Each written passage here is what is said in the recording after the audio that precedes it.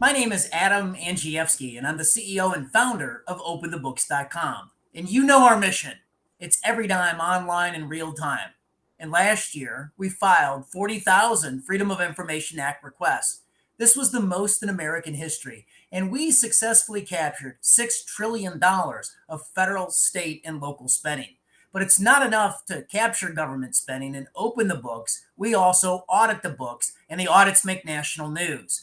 Thank you for joining this week's segment. We're going to open and expose the swamp. And before we get to the gory details, I want to introduce my co-host, Tamara Colbert. Good afternoon. Wow, this is a juicy oversight report. Mapping the swamp, Adam. Tell us about this report.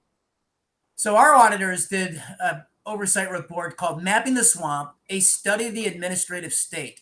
And Tamara, here's what we found. That the swamp is growing. So 10 years ago, there was 1.3 million federal bureaucrats. And now, this year, at the end of 2020, that's the latest data available, there's 1.4 million bureaucrats in the federal executive agencies. So it's growing and it's expensive. Here's some breaking news. The average pay in most federal agencies now exceeds six figures. That's $100,000 per year. But it's not only, Tamara, about the big salaries, it's also about the big benefit package. The average federal bureaucrat, just when they hit their 3-year anniversary, now receives 44 days of paid time off. And that's nearly 9 full weeks where they're paid to stay home. To break that down, there's 11 holidays, 13 sick days, and 20 vacation days. And there's a lot of bureaucrats making a lot of money. We tied out 27,000 bureaucrats, and they make more money than any governor of the 50 states. That threshold salary is $225,000 a year. Well, speaking of salaries, this report also details and compares the White House salaries from Barack Obama, President Trump, and now the Biden administration. What does that look like? So right now, the Biden White House payroll is the largest in history. Tama, we've never had a White House payroll, including Barack Obama, in excess of 500 employees. And the Biden payroll is pushing 600 White House staffers. He's up 190 staffers versus the same point in the first year in the Trump administration. For crying out loud, he's up 80 staffers versus the same point in the Obama administration. Over the course of 4 years, our auditors estimate that Joe Biden will spend over $200 million on his White House payroll. That's unbelievable. So who has made, we have looked at all the bureaucrats' salaries. Who's making what? Well, for the second year in a row, we identified Dr. Anthony Fauci as the #1 most highly compensated federal employee. And Tamara, that's pretty significant. There's 4.3 million federal employees in the federal executive agencies, the Department of Defense, and the United States Post Office. And Fauci out-earns them all. He even out-earns President Trump, 4-star generals in the United States military. For the second year in a row, Fauci made more than anybody else.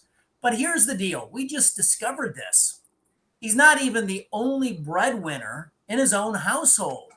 His wife is a federal employee. She's the chief bioethics officer at the same agency Fauci works for, and that's the National Institutes of Health.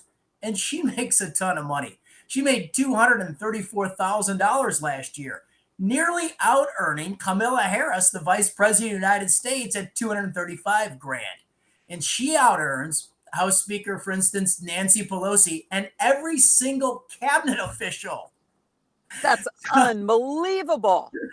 So they're double dipping. The secretary of the agencies. So all told, Fauci and his wife, Christine Grady, they pull down at taxpayer cost, including benefits, nearly $900,000 a year. So Adam, how did we get here? It just seems like the swamp is winning. Well, it's tough to drain the swamp. Reagan said it's hard to remember when you're up to your armpits in alligators that you actually came here to drain the swamp. He said that in 1983, and he aggressively took the swamp on. In 2006, of all people, Nancy Pelosi said we have to drain the swamp. Obviously, candidate Donald Trump in 2016 said drain the swamp, but the swamp continues to win. Check this out, Tamara. Six-figure public employees, those making more than 100,000, during the last 4 years under Trump, the headcount of those folks increased by almost 100,000. There's 100,000 more of those people than what there was 4 years ago, and that was up 31%. The bureaucrats making more than 200,000 jumped by 52%. Those making 300,000 in the last 4 years, the headcount of those people jumped by 144%. By all measures, the swamp is winning. It's unbelievable. So there's one more kind of key component to this, and that is that President Biden has created these mandatory vaccination executive order. How does the swamp become the enforcement arm of that? So just a couple of weeks ago, Joe Biden called a press conference and he gave an announcement. I don't think he's issued an order yet, but here's what's going on. It's a three-step process to deliver a vaccination mandate to private sector companies that employ more than 100 employees.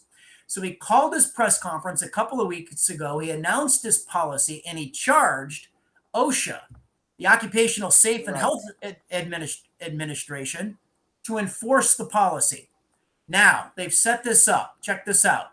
Over the summer, last summer, OSHA, they set precedent on it being able to give regulation and justification on COVID-19 policies within healthcare. They published a rule in the Federal Register giving them jurisdiction over the healthcare industry. So that was the precedent.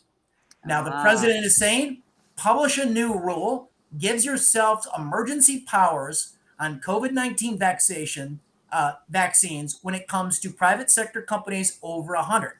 They're preparing that emergency rule for the Federal Register right now. They would depend on existing law to be able to lever their fines. Existing law says that the fine per instance is $7,000. And that's a lot of money. It can add up really quickly. We found on page 168 in the reconciliation bill, House Democrats are hiking that fine from $7,000 to $70,000.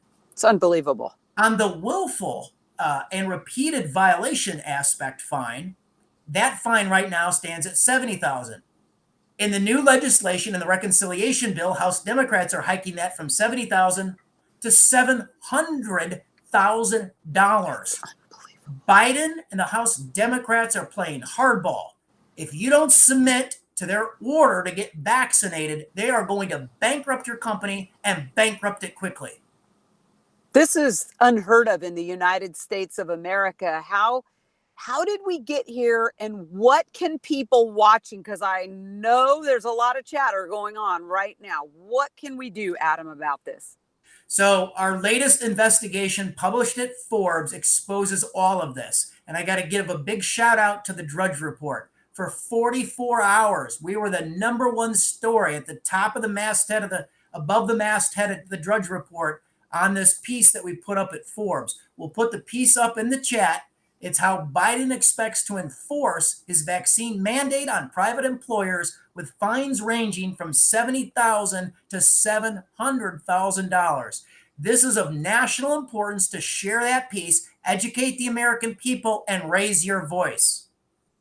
And you can always go and sign our petition asking to Congress to have the 72-hour timeout to read the bill. Adam, I think the Open the Books auditors are the only ones that have actually read the whole reconciliation bill. How many pages is that?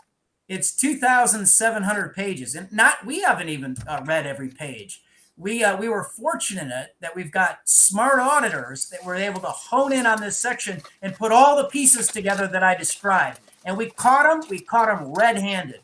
Wow. Okay, so where can we send people to learn more about Mapping the Swamp report and our petition?